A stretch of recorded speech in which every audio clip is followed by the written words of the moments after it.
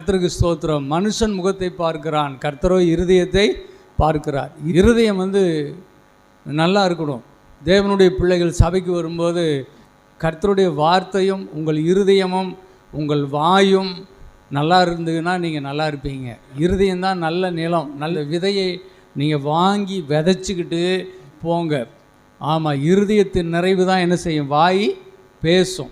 ஆகவே காதில் கேட்குறதும் இருதயத்தில் நிரப்புவதும் நிறைஞ்சிருக்கிறத வாயில் திருப்தியாய் பேசுவதும், இது 3 விஷயந்தான் நம்முடைய வாழ்க்கைக்கு ஆசீர்வாதத்தை கொண்டு வரும்.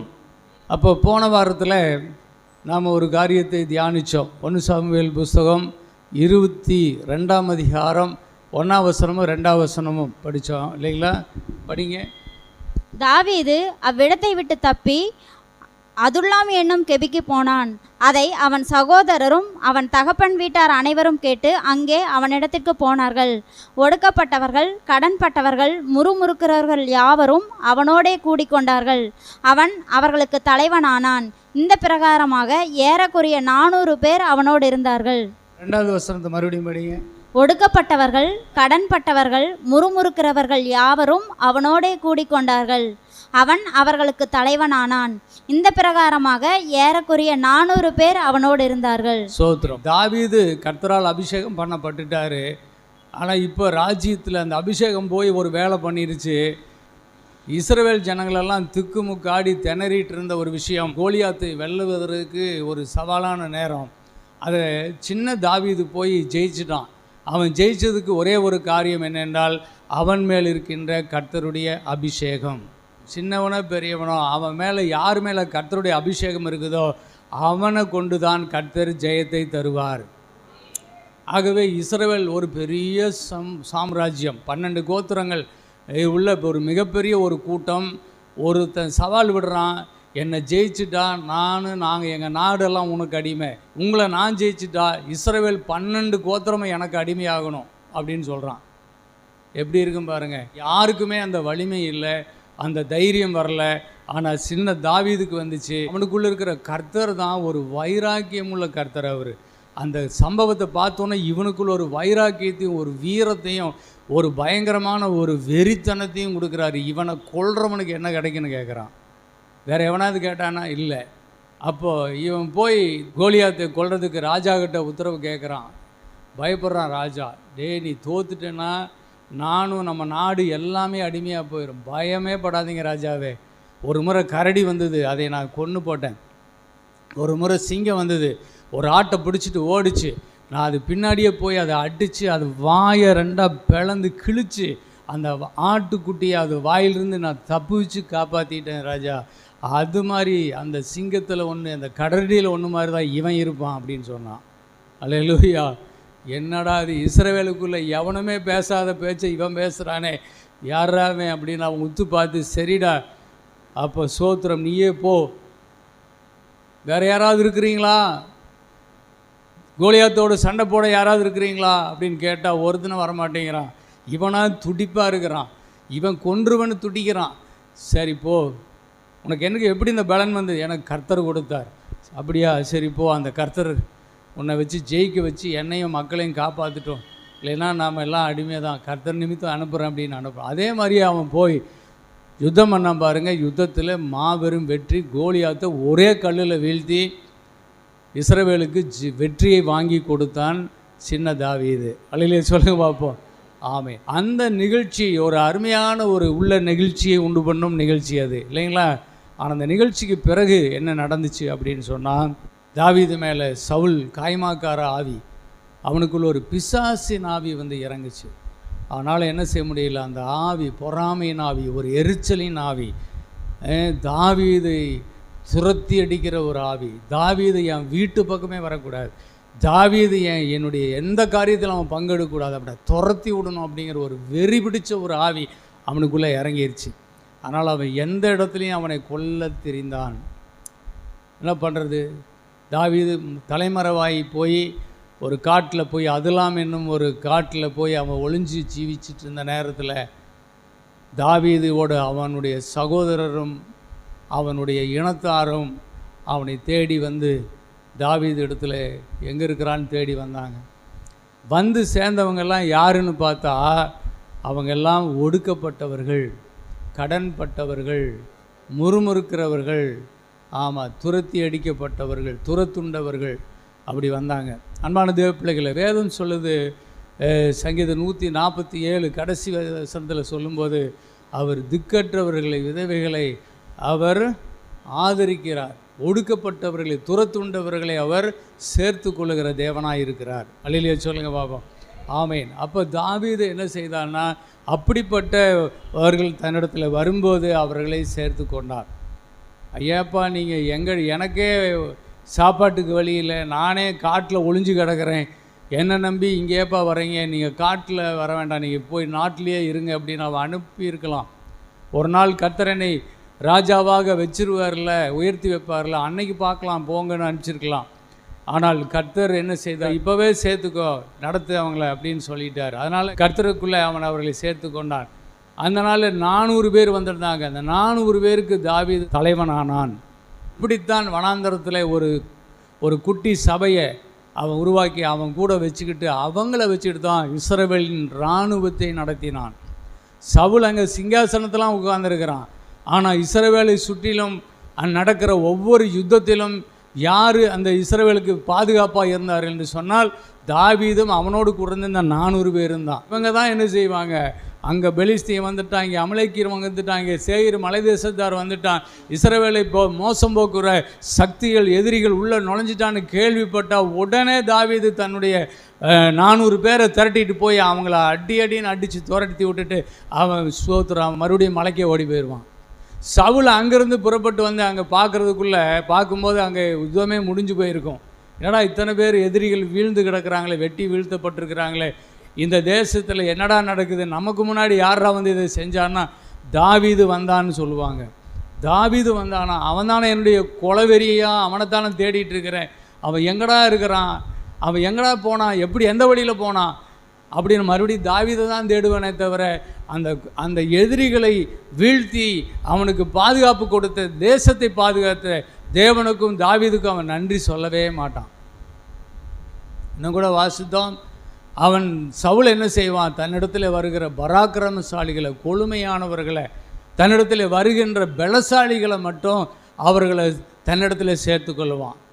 ஏழைகளை, எளியவர்களை, தரித்திரர்களை, வறுமையில் உள்ளவர்களை கண்டா அவங்களெல்லாம் துரத்தி அடிச்சிடுவான், அவங்கெல்லாம் கிட்டேயே சேர்த்துக்க மாட்டான். ஆனால் தாவீது சவுலால் புறக்கணிக்கப்பட்டவர்களை தான் தாவீது சேர்த்து கொள்வான். இப்படி ஒரு ஊழியம் தாவீதுக்கு கர்த்தர் கொடுத்து நடத்தினார். தாவீதை குறித்து சொல்லும்போது, ஆமாம், தாவீது என் இருதயத்துக்கு ஏற்றவன்னு சொன்னார். சவுலை குறித்து சொல்லும்போது, அவன் பொல்லாத இருதயம் உள்ளவன், அவன் என் வார்த்தைக்கு கீழ்ப்படியாதவன், அவன் ரெண்டகம் பிடித்தவன், அவன் பில்லிசூனி ஆவியை உடையவனாக இருக்கிறான் என்று சவுலை குறித்து கர்த்தர் விசனம் அடைந்தார். அவனை புறமே தள்ளி போட்டார். ஆனால் அவன் என்ன செய்கிறான், ராஜாவாக உட்கார்ந்துட்டு இருக்கிறான். ஆனால் கர்த்தர் எப்போவோ அவனை தள்ளி போட்டார். எப்போவோ அவனிடத்துலேருந்து பரிசுத்தாவி விலகி அது தாவீதின் மேல் வந்து தங்கிருச்சு. இப்போ சவுலுக்குள்ளே இருக்கிறது என்ன ஆவின்னா, அது கெட்ட ஆவி, பொல்லாத ஆவி. அதனால தான் சவுலுடைய நாட்களெல்லாம் அவன் நாட்டிலே, அவன் ராஜ்யத்திலே யுத்தம் உண்டாகி கொண்டே இருந்தது என்று வாசிக்கிறோம். யுத்தம் இருந்துகிட்டே இருந்துச்சு. ஆனால் கர்த்தருக்கு ஸ்தோத்திரம், இந்த பிரச்சனைகள் இப்படி வரும்போதெல்லாம் ஒன்று நினச்சிக்கோங்க, எவ்வளோ பிரச்சனைகள் தாவீதுக்கு இருந்துச்சு. ஆனாலும் கர்த்தர் நிமித்தம் அவனுக்கு கொடுக்கப்பட்ட ஊழியத்தில் உண்மையாக இருந்தான். கர்த்தருடைய அபிஷேகம் நடத்துகிறபடி அவன் நடந்து கொண்டே இருந்தான். ஒரு நாள் சவுலும் அவனுடைய குமாரர்கள் குடும்பமும் வீழ்ந்து போனார்கள். அதற்கு பிறகு இஸ்ரவேல் தாவீதை வனாந்தரத்தில், அந்த காடுகளில் இருக்கிற அவனை ஒளிஞ்சிட்டு இருந்தவனை வந்து கூட்டிகிட்டு போய் சமஸ்த இஸ்ரவேலுக்கும் தாவீதை ராஜாவாக்கினார்கள். அல்லேலூயா சொல்லாமா.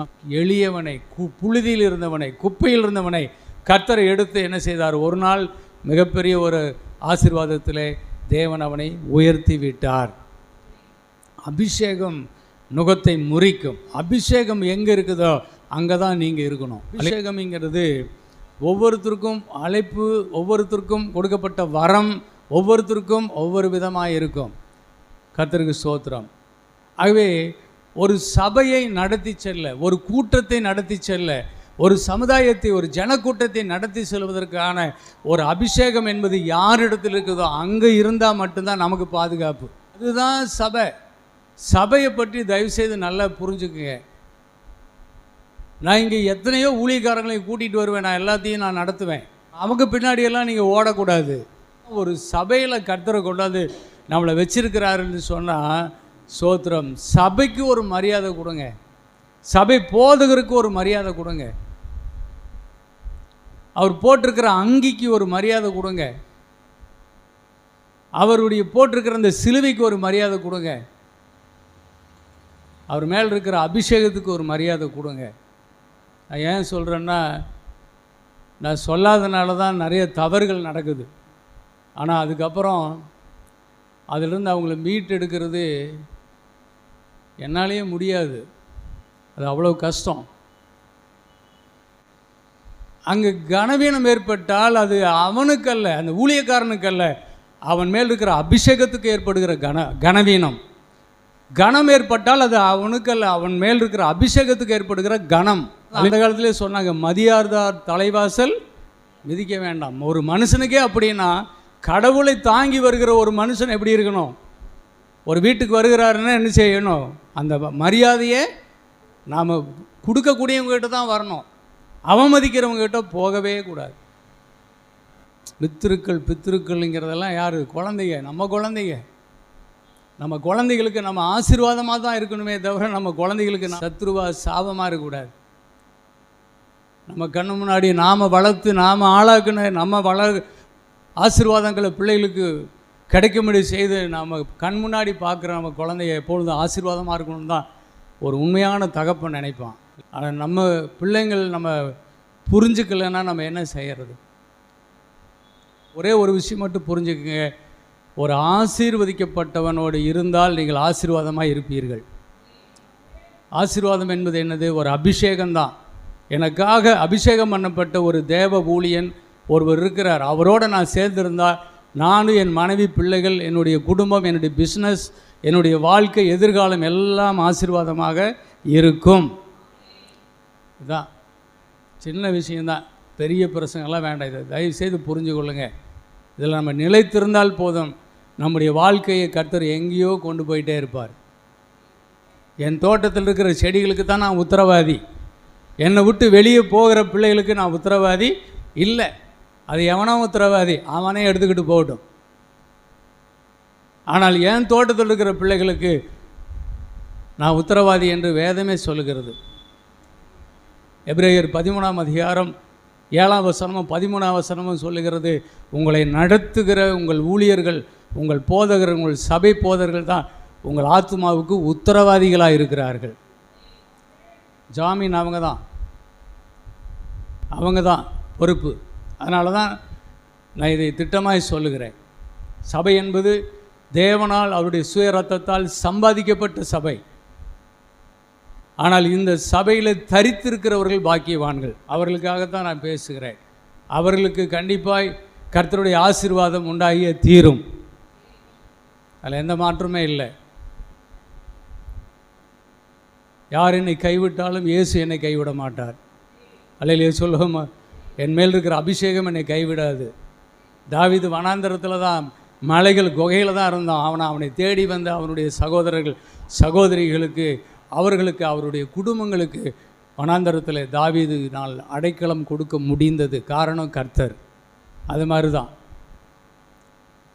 இன்னும் ராஜா அபிஷேகம் பெற்றுட்டான், ஆனால் இன்னும் ராஜ்யபாரம் கொடுக்கல, சிங்காசனத்தில் உட்காரல. ஆனாலும் அவனும் அவனுடைய மக்களும் ஆசீர்வதிக்கப்பட்டார்கள். அது மாதிரி தான் கர்த்தர் ஒரு நாள் புழுதியிலிருந்து அவனை எடுத்து, குப்பையில் இருக்கிற அவனை எடுத்து, பிரபுக்களோடும் அதிபதிகளோடும் ராஜாக்களோடும் அவனை உட்கார பண்ணுவார். சீசன் என்ற நாமத்தின் நிமித்தம் ஒருவனுக்கு ஒரு கலசம் தண்ணீர் கொடுத்தாலும் கூட அதனுடைய பலனை அவன் அடையாமல் போக மாட்டான். போதகன்னு எடுத்துக்கிட்டியா, தீர்க்கதரிசின்னு எடுத்துக்கிறியா, நீ என்னவா எடுத்துக்கிறியா, அது மாதிரி உனக்கு ஆசீர்வாதம் வரும். போதிக்கணும். எப்போவுமே எந்த ஆசீர்வாதமும் இடத்துல இருக்குதுன்னு சொல்கிறாரு, போதிக்கிறதுல தான் இருக்கான். நீ சொன்னால்தான், இதுவே வழி என்று சொன்னால்தான் அந்த வழியில் நடக்க முடியும். போதனை இல்லாமல் எந்த ஆசீர்வாதத்தையும் தேவன் தரதில்லை. போதனை வழியில் தான் தரார். போதக சிச்சையே ஜீவ வழி. தேவன் எதில் சிச்சிக்கிறாரு? தடி எடுத்து, கம்பு எடுத்து, கத்தி எடுத்து குத்திக்கிட்டு இல்லை. போதக சிச்சை. போதிக்கும் போதே சில வார்த்தை குத்தும், சில வார்த்தை சாட்டையில் அடிக்கிற மாதிரி கூட இருக்கும், சில வார்த்தை தடவி கொடுக்கும். போதக சிச்சையே ஜீவ வழி. அது நமக்கு வழி. தாவீது சொல்கிறாரு, நீதிமான் என்னை தயவாக என் தலையில் கொட்டட்டும், கொட்டி என்னை நீதியின் வழியில் நடத்தட்டும். அப்படி உட்கார்ந்துருந்தீங்கன்னா உங்களுக்கு நீதியின் பாதை தெரியும். பேச பேச அப்படியே எரிச்சலின் ஆவி உங்களுக்குள்ளே வந்துட்டே இருந்தேன்னா வேறு ஆவி உங்களுக்குள்ள இருக்குது, ஏதோ ஆகுது, தப்பாகுது. கொஞ்ச நாள் இந்த சர்ச்சில் நீங்கள் இருக்க மாட்டீங்க. அதுக்கு நான் பொறுப்பு இல்லை. என் பிதா வைத்த மக்களுக்கு நான் பாஸ்டாக இருந்தால் போதும். அல்ல, அது கொஞ்சமாக நஞ்சமாக பார்த்துக்குவோம். ஆனால் எனக்கு ஒரு தரிசனம் இருக்குது. நான் எண்ண முடியாத அளவுக்கு என் சபையில் கர்த்தர் மக்களை தருவார். ஆமீன். என் எல்லைகளை விரிவாக்குவார். அது ஒரு காலம் இருக்குது. அதற்காக என்ன செய்யணும்? கொஞ்ச நாள் தாவீது தனிமையாக இருக்கணும்னா இருக்கணும். என்னோடு இருக்க விரும்பினா இருங்க, அவ்வளவுதான். கர்த்தர் உங்களை ஆசீர்வதிக்கட்டும். அல்லேலூயா சொல்லுவோமா? அருமையான தேவ பிள்ளைகளே, சில விஷயங்களில் நான் இப்படி பேசுனா நீங்கள் பாருங்கள், கவலைப்படாதீங்க. எது நல்லதோ அதை மட்டும் எடுத்துக்கொள்ளுங்க. நீதிமொழிகள் 10ஆம் அதிகாரம் 15ஆம் வசனத்தை படிங்க. ஐஸ்வர்யவானுடைய பொருள் அவனுக்கு அரணான பட்டணம், ஏழைகளின் வறுமையோ அவர்களை கலங்க பண்ணும். சரி, ஏழையின் வறுமையோ அவனை என்ன செய்யும்? கலங்க பண்ணும். தரித்திரன், ஏழை, எளியவன், இதெல்லாமே ஒரே கேட்டகரி தான். ஒரு நாள் ஒரு பத்திரிக்கையில் வந்த ஒரு விஷயம், டிஜிஎஸ் தினகரன் ஐயா அவங்க பிரசங்கத்தில் போதிச்சார். ஒரு குடும்பத்தில் ஒரு பையனை படிக்க வச்சாங்க, ஒரு ஏழை குடும்பம். அவன் படித்து பெரிய பட்டதாரி ஆகிட்டான். அவங்க அப்பா அம்மானால் வேலை செய்ய முடியல, வீட்டுக்கு வருமானம் கொண்டு வர முடியல, பையனுக்கு வேலை கிடைக்கல. ஒரு நாள் மகனை கூப்பிட்டு, மகனே, உன்னை இவ்வளவு பணம் செலவு பண்ணி உன்னை படிக்க வச்சோமே, நீ பெரிய பட்டதாரி ஆகிட்ட, ஆனால் ஏதாவது ஒரு வேலை பார்த்து எங்களை காப்பாற்றக்கூடாதா அப்படின்னு சொல்லி அப்பா அம்மா சேர்ந்து மகன்கிட்ட கண்ணீரோடு பார்த்தாங்க. அவன் கலங்கிட்டான். அவனால் முடியல. அவன் எங்கெங்கேயோ ஒவ்வொரு நாளும் வேலை தேடி அலைஞ்சு அவன் சர்டிஃபிகேட்டை தூக்கிட்டு அலையிறான். ஒரு வேலையும் கிடைக்கல. அப்பா அம்மா வீட்டில் கலங்குறாங்க. எனக்கும் ஒரு வேலை தேடி இவங்களை காப்பாற்றணுன்னு தான் ஆசை, ஆனால் என்னாலையும் முடியல, நான் என்ன செய்வேன் அப்படின்னு சொல்லி ரொம்ப கலங்கி போயிட்டான். அவனுக்கு வாழவே பிடிக்கல.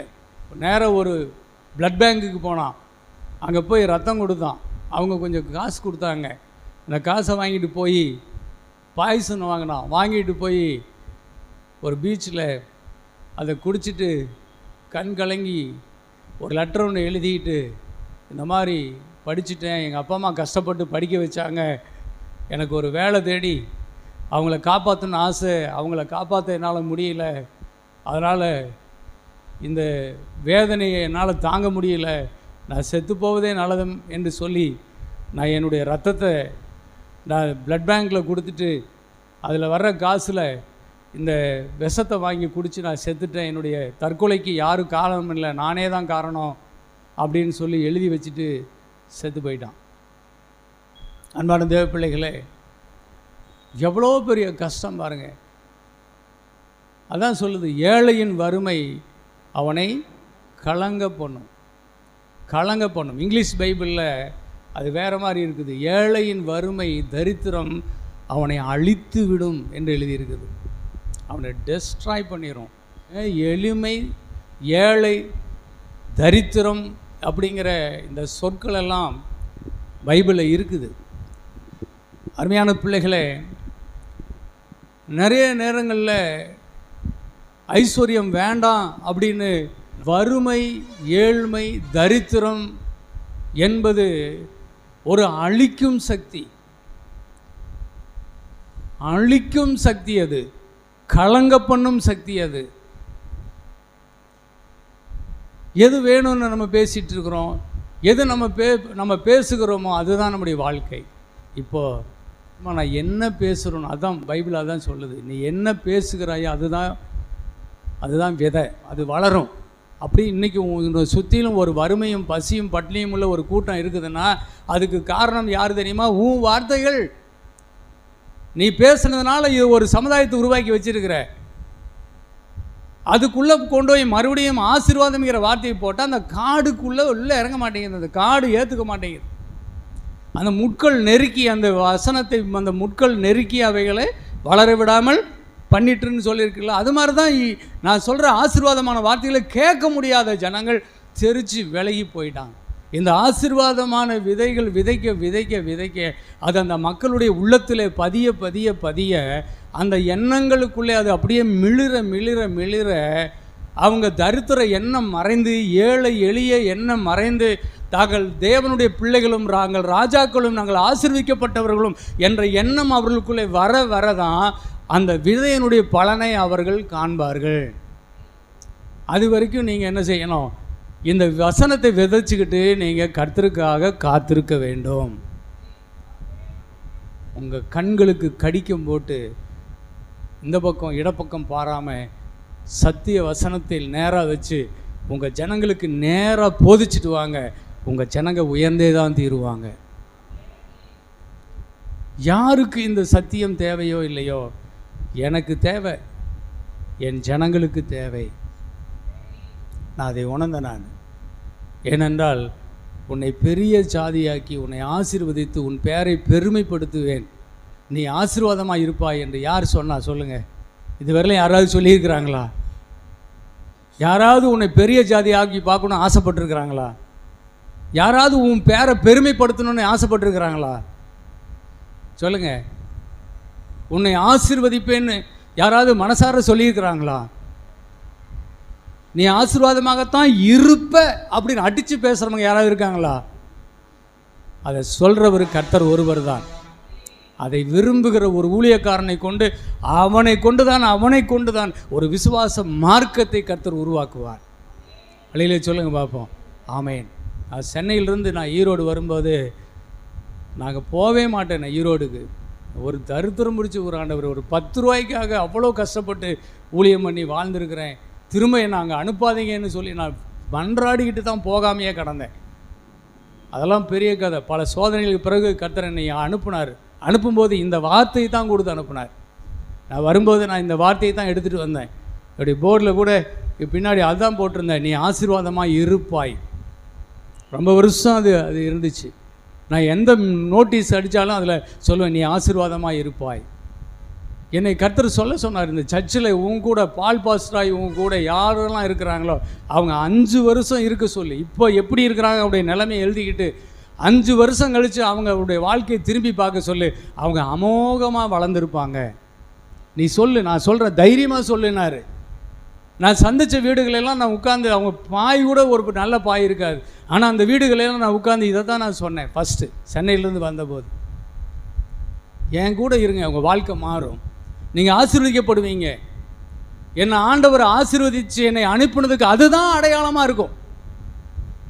வீடு இல்லாமல் வாசல் இல்லாமல் வாடகை கொடுத்துக்கிட்டு கஷ்டப்பட்டுட்டு இருந்த அந்த குடும்பங்கள் எல்லாம் கர்த்தருடைய வார்த்தையை நான் சொல்லி அவங்களுக்காக ஜெபம் பண்ணிட்டு வந்த பொழுது என் கண்ணு முன்னாடியே அவங்களுடைய வீடு நிலைமைகள் எல்லாம் மாற ஆரம்பிச்சது.